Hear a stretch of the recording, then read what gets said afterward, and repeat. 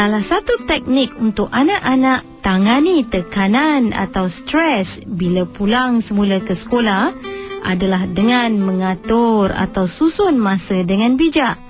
Anak-anak akan berlatih untuk menetapkan keutamaan dan gunakan keutamaan itu untuk menyusun masa dan jadual harian, termasuk jadual untuk belajar. Dan satu nilai penting yang diterapkan dalam minda anak-anak adalah nilai bertanggungjawab terhadap diri sendiri. Kalau anak-anak tidak bertanggungjawab terhadap diri mereka sendiri, mereka tidak akan menetapkan keutamaan mereka sebagai pelajar dan menyusun masa mereka untuk belajar, bermain dan berehat.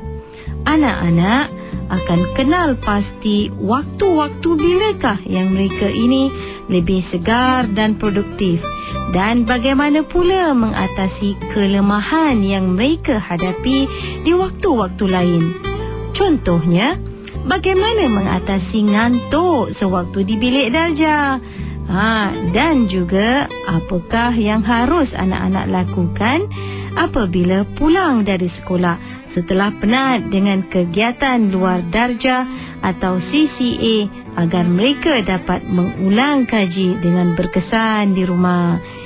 Inilah teknik-teknik sokongan yang anak-anak anda akan kuasai agar mereka menjadi anak-anak yang lebih bertanggungjawab dan berkesan apabila mereka menghadiri bengkel-bengkel Success Learning Secrets bermula 4 Jun ini. Ibu bapa sekalian, daftarkan anak-anak anda untuk program-program pengayaan cuti sekolah Jun ini di kasihsejati.com atau telefon Suci Sukses 6842 8161 sekarang.